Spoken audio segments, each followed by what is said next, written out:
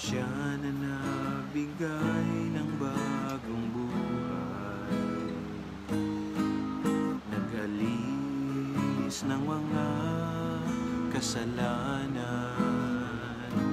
nilimot ang lahat ng aking nakaraan. Bagong pag-asa sa akin ay ibinigay, ipinakita sa akin ang kanyang layunin, na ako'y magtatagumpay at gagamitin. Saan man pumaroon, siya'y sasama, hindi iwan mag-isa.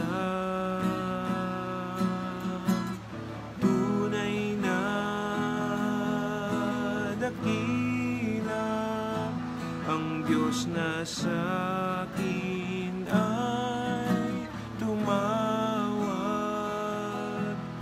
binigyang pansin ang isang katulad ko. Sa mga nakalipas, ako'y kaniyang pinalaya, Diyos na mabuti at tunay na dakila. Siya na nagbigay ng bagong buhay, nag-alis ng mga kasalanan, nilimot ang lahat ng aking nakaraan. Bagong pag-asa sa akin ay ibinigay, pinakita sa akin ang kanyang layunin, na ako'y magtatagumpay at gagamitin. Saan man pumaroon, siya'y sasama, hindi iiwang mag-isa. Tunay na dakila ang Diyos na sa akin ay tumawag,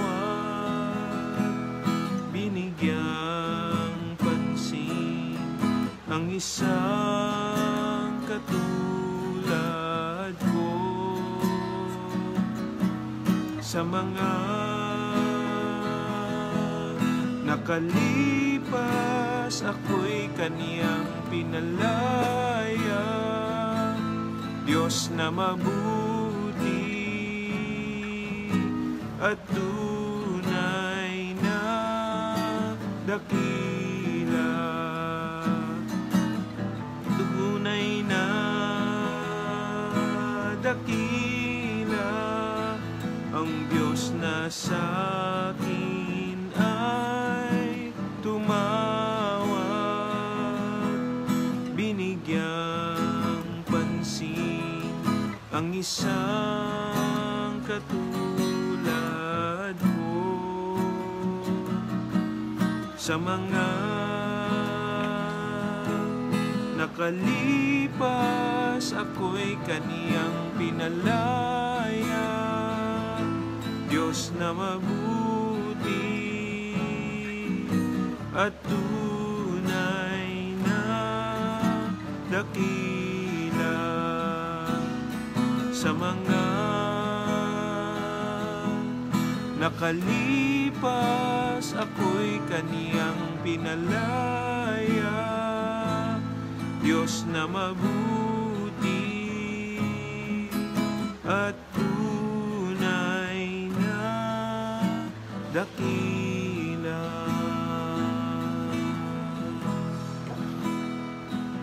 Hallelujah. Praise you, Lord. Hallelujah. Sa mga nakalipas, ako'y kaniyang pinalaya. Diyos na mabuti at tunay na dakila. Hallelujah. Salamat po sa inyo, Panginoon, sa inyong kadakilaan, sa walang hanggang pag-ibig, sa masaganang biyaya na ipinagkaloob sa amin, na ginawa nyo kaming mga anak. Salamat po, Panginoon. Binayaran ninyo ang halaga ng buong buo, Panginoon. Yung halaga para sa aming kasalanan, binayaran po ninyo sa krus. Salamat po sa inyo, aming Diyos. Hallelujah. Kaya po, Ama, nadalangin ko na hayaan nyo sa aming pag-aaral, magliwanag sa amin ang katotohanan ito at huwag naming kalimutan kailanman. Itatak nyo po sa aming puso't kaisipan at magkaroon kami ng malalim na pangunawa at malalim na pagpapasalamat sa inyong ginawa. At pahalagahan po namin ito, Panginoon, kagaya ng ginawa ninyong pagpapahalaga sa amin. Salamat po, aming Diyos, sa aming Ama, sa pangalan ng Panginoong Jesus. Hallelujah. Na-appreciate namin ang inyong Espiritu na nangunguna at magpapaunawa sa amin ng mga katotohanan ito. Salamat po sa pangalan ng Panginoong Jesus. Amen. Purihin ng Panginoon. Ang Diyos ay mabuti at dakila sa atin. Hallelujah. Tayo ay nagagalak na ang Panginoon ay kumalinga sa mga kagaya natin. Madalas ko sabihin, ang Diyos ay hindi siya required na gawin yung gusto niyang, yung ginawa niya para sa atin. Hindi siya nakatali. He could have forsaken us at naging matuwid pa rin siya. Pwede niyang binago muli ang lahat. Pwedeng hindi na lang niya tayo kalingain dahil sa pagtalikod natin sa Kanya, pero ginawa pa rin niya dahil mahal niya tayo. Mag-review nga ulit tayo ng ilang mga katotohanan. Sa Galatia chapter 4, pinag-uusapan kasi natin yung ginawa ng Panginoon, yung kabayaran para sa ating mga kasalanan, at yung proseso na dinaanan ng Panginoon bago tayo nagkaroon ng kaligtasan na ganito, bago tayo nagkaroon ng pag-asa. Yung ginawa ng Panginoon para sa atin, kasi nanggaling po tayo sa 1 John chapter 4, yung tungkol sa mga maling tagapagturo na itinatanggi nila yung pagdating ng Panginoon sa laman, sa pagiging katawang tao. At may mga binanggit ako sa inyo last week, kaya nga ini-encourage ko kayo, kung hindi nyo pa nare-review o kaya nakalimutan nyo na yung pinag-aralan natin last week. Ano ba yung last week? Martes. Ano ba yung date ng Martes last week? February 26. Balikan nyo po yung video na yon para ma-refresh sa inyong alaala. Pero dito sa Galatia chapter 4, mula verse 4 hanggang 7, tingnan ninyo kung ano ginawa ng Panginoon. Ngunit isinugo ng Diyos ang kanyang anak sa mundo sa ilalim ng kautusan para palayain ang mga nasa ilalim ng kautusan, nang sa ganoon ay maging anak tayo ng Diyos. Nagkatawang tao ang Panginoon at naging anak ng tao para tayo ay maging mga anak ng Diyos. Napakadakilang bagay yan. He had to be human so that we can be children of God. Sa verse 6, at dahil mga anak na tayo ngayon ng Diyos, isinugo ng Diyos ang Espiritu ng Kanyang anak sa ating puso, kaya makakatawag na tayo sa Kanya ng Ama. Nagkatawang tao ang Panginoon para tayo ay magkaroon ng maging spiritual bodies tayo. Para hindi na tayo maging basta laman at dugo, kundi yung Espiritu niya ay nasa sa atin na. Tayo ngayon ay spiritual dwelling, sabi sa 1 Peter chapter 2. Unang Pedro chapter 2. I-review lang natin yung mga noon pa natin na pag-aralan. 1 Peter chapter 2 verse 5. Kayo na tulad din ng batong buhay ay itinatayo ng Diyos bilang isang gusaling espiritual at bilang mga banal na paring pinili ng Diyos, nag-aalay kayo sa Kanya ng espiritual na handog na kalugod-lugod sa Kanya dahil ginawa niya ito sa pamamagitan ni Hesukristo. Hindi na tayo basta laman at dugo, we are now a spiritual dwelling. Spiritual na gusali kung saan pwedeng tumahan ang Panginoon sa atin. Kung saan ang Espiritu niya ay nananahan na sa atin.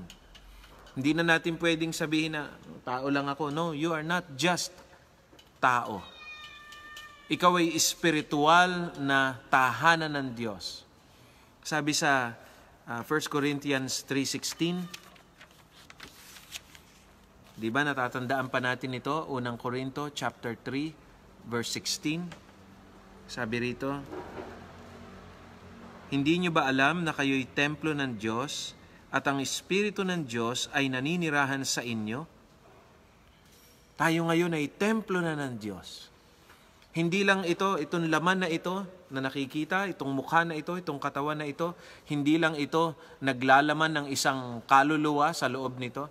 Ang Espiritu ng Diyos ay tumatahan sa bawat isa sa atin. Amen.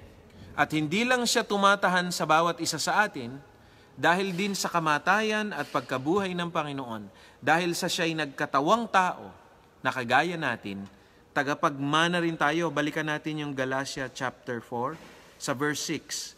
Galatians chapter 4 verse 6.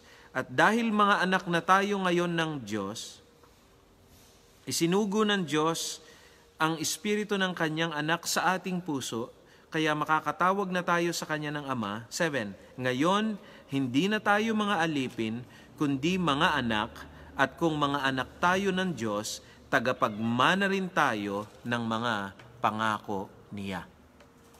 Dahil anak na tayo ng Diyos, hindi lang tayo tahanan ng Kanyang Espiritu, meron tayong pag-asa, meron tayong naaangkin dun sa banda-banda roon. Tagapagmana tayo. At alam nyo, yung pagiging tagapagmana natin, kaya nga ito, maluwalhati eh. Pero mga kapatid, huwag kayong mag-alala kasi darating tayo ngayon sa pag-aaral ng halaga na binayaran ng Panginoon. Sa unang Pedro po uli, chapter 3 hanggang 5. Unang Pedro, chapter 1, verse 3 hanggang 5. 1 Peter chapter 1 verse 3 to 5. Purihin natin ang Diyos at Ama ng ating Panginoong Hesukristo dahil sa dakilang awa niya sa atin, ipinanganak tayong muli sa pamamagitan ng muling pagkabuhay ni Hesukristo. Ito ang nagbibigay sa atin ng malaking pag-asa na may nakahandang mana ang Diyos para sa atin. Bakit? Pinanganak kasi tayo na anak na ngayon ng Diyos. Sa isang bagong kapanganakan. Kaya dahil tayo ipinanganak bilang anak ng Diyos, ito ang nagbibigay sa atin ng malaking pag-asa na may nakahandang mana sa atin ng Diyos. May nakahandang mana ang Diyos para sa atin.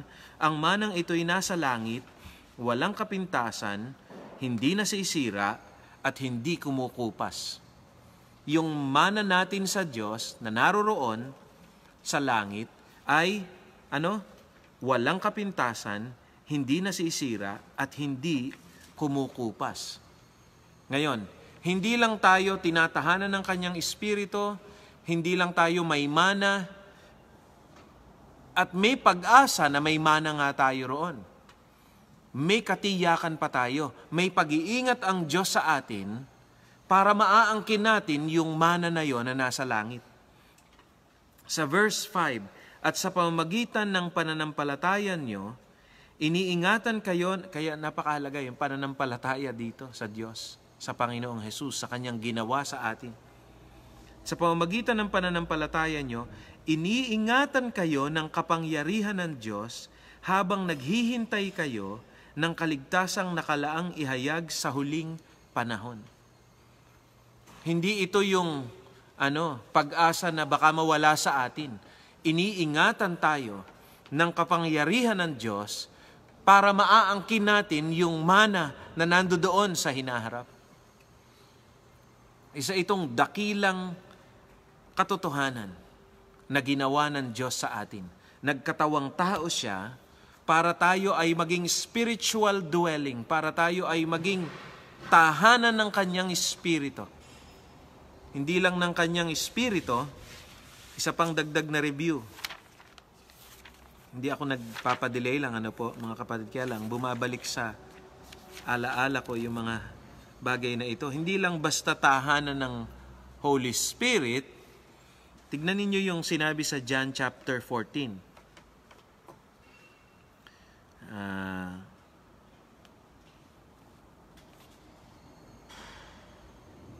Sa verse 21 hanggang 23. John chapter 14 mula verse 21 hanggang 23. Sabi rito, ang sino mang tumatanggap at sumusunod sa mga utos ko, ang siyang nagmamahal sa akin, at ang nagmamahal sa akin ay mamahalin din ng aking Ama, mamahalin ko rin siya at ipapakilala ko ang aking sarili sa kanya. Tinanong siya ni Judas, hindi yung Iscariote, Panginoon, bakit sa amin lang po kayo magpapakilala at hindi sa lahat? 23. Pakinggan niyo ito, verse 23.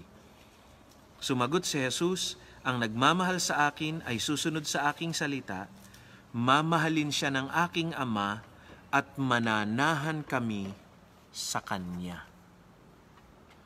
The Lord Jesus is talking about two persons here. Ako at ang aking Ama, mananahan kami sa Kanya. Ang bahagi ng Panginoon, ang bahagi ng Diyos, ang kabuuan ng Kanyang pagka-Diyos ay tumatahan sa atin. Nananahan sa atin. Hindi lang ang Kanyang espiritu, kundi mismong yung in the Holy Spirit, we have a representation. May bahagi ng Ama, may bahagi ng Anak sa atin tumatahan. Ngayon, paano nangyari yon? Kasi sa pamamagitan ng kamatayan at pagkabuhay ng Panginoon, itong katawang tao na ito, kaya nga napakahalaga na maintindihan natin na nung nabuhay ang Panginoon sa mga patay, hindi niya iniwanan yung katawang lupa doon sa libingan. Binago yung katawan na yon. Yung katawan na nabuhay, na inilabas ni Maria nung siya'y nanganak, doon sa Bethlehem, na unti-unting lumaki, yung katawan na yon ay hindi iniwanan sa libingan at biglang nabuhay ang Panginoon. Eto na ako. Yung katawan na yon, walang kwenta yan. Namamatay yan. Hindi, dyan na lang yan. Eto, bagong katawan na ito. No. Ginamit yung katawang lupa na yon para ipakita sa atin yung kapangyarihan ng Diyos at kung ano yung balak niyang gawin sa atin. Ginamit yon at binago. Hallelujah. Now, dito tayo sa Hebreo chapter 2. Hebreo chapter 2. Verse 9 tayo mag-umpisa. Alas na ba tayo? Ako po. 10 minutes na lang. Hebreo chapter 2, verse 9 tayo ngayon. Ngunit kung tungkol kay Jesus, binabanggit kasi rito yung sa mga naunang talata, binanggit yun sa Psalms chapter 8, na ang tao ay ginawa munang mas mababa kaysa anghel, sa ibang salin kaysa sa Diyos. Ngunit kung tungkol kay Jesus, alam natin na sa maikling panahon, may nagtanong sa akin ito last week sabi ko, i-discuss ko, hindi na natin inabot. O ngayon, sister, eto na yung sagot sa iyo. Ngunit kung tungkol kay Jesus, alam natin na sa maikling panahon, naging mas mababa ang kalagayan niya kaysa sa mga anghel para maranasan niyang mamatay para sa lahat sa pamamagitan ng biyaya ng Diyos. At ngayon, binigyan siya ng karangalan at kadakilaan dahil tiniis niya ang kamatayan. Ang Panginoong Jesus, nung nagkatawang tao, yung katawan niya ay naging mas mababa pa kaysa sa katatayuan ng mga anghel. Bakit? Ang Panginoon hindi makalipad. Ang Panginoon napapagod. May dinudugo. Ang Panginoon kinakailangan kumain para lumakas. Ang Panginoon kinakailangan matulog. Ang Panginoon kinakailangan magpahinga. Ang anghel hindi kailangan ng ganun. Hindi napapagod yung mga anghel. Nag-aakyat, manaog sila sa langit. Ang Panginoon for 33 and a half years nandito sa lupa. Hindi siya umaakyat sa langit. At sabihin, gabi na, akyat muna ako doon sa langit, doon muna ako sa aking ama. Total, tagaron naman talaga ako. Diyan na muna kay Pedro, see you tomorrow. Tapos aakyat ang Panginoon sa langit. Kinabukasan, makikita nila Pedro, nila Juan, ang Panginoon, bumaba uli. O, kumusta natulog nyo? Pasensya na kayo, ha? Alam nyo na, anak ng Diyos Total kayo naman binigyan lang ng karapatan. Ako talaga anak ng Diyos, kaya pwede akong sa langit matulog. Hindi. Pagka sa kuweba silang lahat. Pagka sa gubat silang lahat. Pagka sa bahay silang lahat. Namuhay ang Panginoon ng talagang kagaya natin. Naging mas mababa siya kaysa anghel. May mga bagay na hindi niya magawa. May mga bagay na kailangan siyang palakasin. Natatandaan nyo nung ang Panginoon ay tinukso sa ilang. Pagkatapos ng tukso, kinailangang dumating ang mga anghel para siya'y paglingkuran. Doon sa hardin ng Getsemani, yon, tingnan natin sa Lucas. Sa hardin ng Getsemani, sa Lucas chapter 22, kinailangan ng Panginoon ng kalakasan, may ipinadalang anghel para palakasin siya. Listen, sa banda-banda rin ko pa sana ito aabutan, itong statement na to, pero babanggitin ko na rin muna ngayon. Hindi na natin pwedeng sabihin na ang Panginoon yun kaya nagawa niya. Tayo, tao lang tayo kaya siguro naintindihan naman ng Panginoon kung ba't ako babagsak ngayon. Listen, hindi na natin pwedeng sabihin yan. Bakit? Dahil nung ang Panginoon ay naririto, nagkatawan siya na kagaya natin. At nung dumating sa punto na talagang napakahirap ng sitwasyon, kinailangang magpadala ng anghel para palakasin siya. Yun na nga di sana may anghel rin na ipadala sa akin para lumakas din ako, para matiis ko rin tong pagsubok na ito. Listen, hindi anghel ang ipinadala sa atin. Ang Holy Spirit ang tumatahan sa kalooban natin. Amen? Amen. Mas dakila pa yun kaysa sa anghel. Okay. Basahin natin, Lucas 22. Sa verse 42 hanggang 44. Lucas chapter 22, verse 42 hanggang 44. Ama, kung maaari ay ilayo niyo sana sa akin ang mga paghihirap na darating, ngunit hindi ang kalooban ko ang masunod, kundi ang kalooban niyo. Ilang beses sinabi ng Panginoon yan? Na Ama, kung maaari, ilayo niyo sa akin ito, ang saro na ito sa malalim na salin. Ama, kung maaari, wag akong maghirap ng ganito. Ilang beses? Lakas-lakasan niyo naman. Sa palagay niyo ba, talagang nagkaroon ng struggle sa Panginoon nung time na yon? Baka kasi akala natin, ang Panginoon yun, talaga namang alam niya na dapat siyang mamatay kaya at least ang Panginoon hindi na mag-i-struggle. Ako, tao lang naman ako Sabi nila, ako isang yagit. Kaya ako, mahina lang ako. Hindi naman ako galing sa langit eh. Wala naman akong kagaya ng sa Panginoon na kalakasan eh. Kaya nag-i-struggle din ako. No, hello, 3 beses. Ang Mesyas, ang Panginoong Jesus, ang anak ng Diyos na nanggaling sa langit, 3 beses niya babanggitin sa Panginoon. Na kung pwede, wag na lang ituloy ito. There was real struggle. Mga kapatid, magalak tayo. No, ang Panginoon ay naririto sa lupa, dumating siya. Totoong tao talaga siya noon. Totoong anak ng Diyos. Nakakita na ba kayo ng tao na magsasabi, ako at ang Ama ay iisa? Hello, ang kapal mo naman. Para ang kinin mo na ikaw na tao at ang Diyos ay iisa, kaya nga galit ang mga pinuno sa kanya eh. Inaangkin niya ng pagiging isa sa Diyos. Sasabihin ng Panginoon bago si Abraham, ako nga. Sinong taong ganon? Tapos, so He is God. Anong sabi ng Panginoon ng anghel kay Jose sa Mateo chapter 1? Mateo chapter, babalik tayo dyan ha, andali po. Tulungan ako ng Panginoon. Sabi rito, verse 23, Mateo chapter 1 verse 23. Magbubuntis ang isang birhen at manganganak ng isang lalaki, tatawagin siyang Emmanuel na ang ibig sabihin, kasama natin ang Diyos. Nung dumating ang Panginoong Jesus rito, kasama natin ang Diyos. Ano isinisigaw? Mga kapatid, we can go on and on. Ano yung isinisigaw ni Juan Bautista? Nung nasa ilang siya, kino-quote niya yun sa Isaias. Isaias chapter 40 yun eh. Mateo chapter 3 tayo. Ano sabi rito?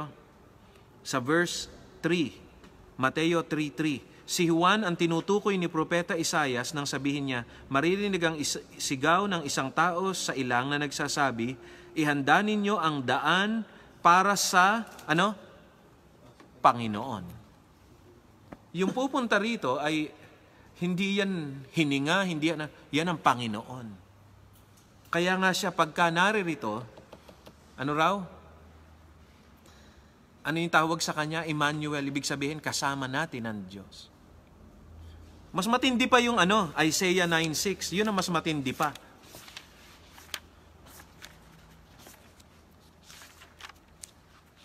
Ngayon, ipinaglalaban ba natin na ang Panginoon ay Diyos, ang Panginoong Jesus? Pinaglalaban po ba natin? Yes. Tingnan nyo sa verse 6. Ipinanganak ang isang batang lalaki na maghahari sa amin, tatawagin siyang kahangahangan, tagapayo, makapangyarihang Diyos. Ito mas matindi yung kasunod. Ano ang itatawag sa kanya? Walang hanggang Ama.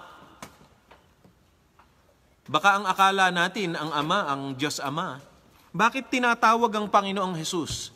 Tatawagin raw siyang walang hanggang Ama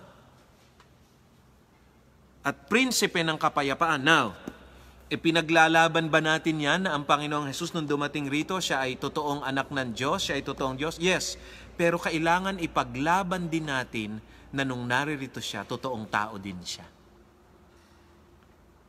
Kaya nga kakaiba eh.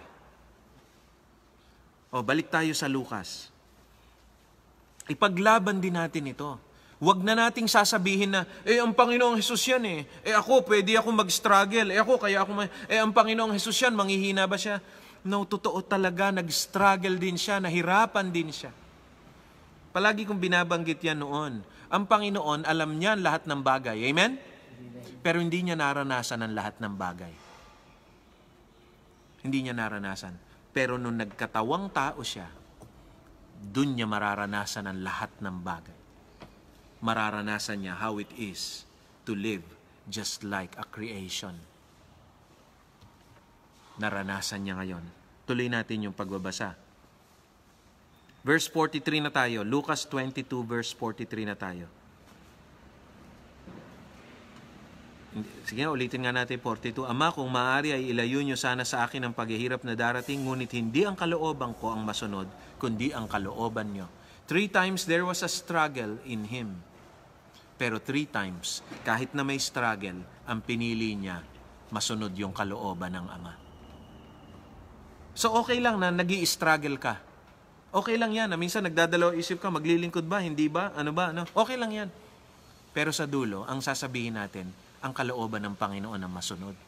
Hindi ang kalooban ko. 43. Nagpakita sa kanya ang isang anghel mula sa langit at pinalakas siya. He needed help. Hindi ito yung, hindi ko na kailangan yung kalakasan na yan. Ako naman ang anak ng Diyos galing ako sa langit. Ako ang tinapay ng buhay. Ako ang pinagmula ng buhay. Naroroon na ako mula ng umpisa. Ako ang berbo. Ako ang salita. Nakasama ng Diyos at ako ay Diyos. Hindi ko na kailangan ng tulong. Kaya ko to. No, he needed help. Kinailangan niya na may ipadala na isang anghel para sa kanya, para tulungan siya. At sinasabi ko sa inyo ngayon, pagka nandiyan tayo sa ganyang sitwasyon na parang hirap na hirap tayo, na parang hindi natin mabigkas na your will be done, O Lord, huwag nating kakalimutan, ipinadala sa atin ang Espiritu ng Diyos. Mas matindi pa yung ipinadala sa atin. Verse 44. Dito na tayo magtapos, tapos tuloy natin bukas. Dahil sa paghihirap ng kanyang kalooban, lalo siyang nanalangin ng taimtim, ta mga pawis niya ay parang dugo na tumutulo sa lupa. Dahil hirap na hirap siya, sumuko siya, hindi, lalo siyang nanalangin ng taimtim. It was a difficult situation. And the only way na malampasan ng Panginoon ay manatili sa pananalangin. Na hindi masunod ang gusto niya, kundi masunod ang gusto ng Ama. Bakit tayo mag-aayuno? Bakit tayo mag-fasting minsan? Para mapasunod ang Diyos sa gusto natin? Hindi. Para matuto tayong kumilos sa kung ano yung kalooban ng Diyos. Para matuto tayong sumunod sa Kanya. Ba't tayo mananalangin ng taimtim? Pagbubutihin ko talaga para talaga makuha ko ito? Hindi. Pagbubutihin natin ang pananalangin para makuha natin kung ano yung kalooban ng Diyos. Anong verse tayo natapos sa Hebrews chapter 2? Hebreo chapter 2.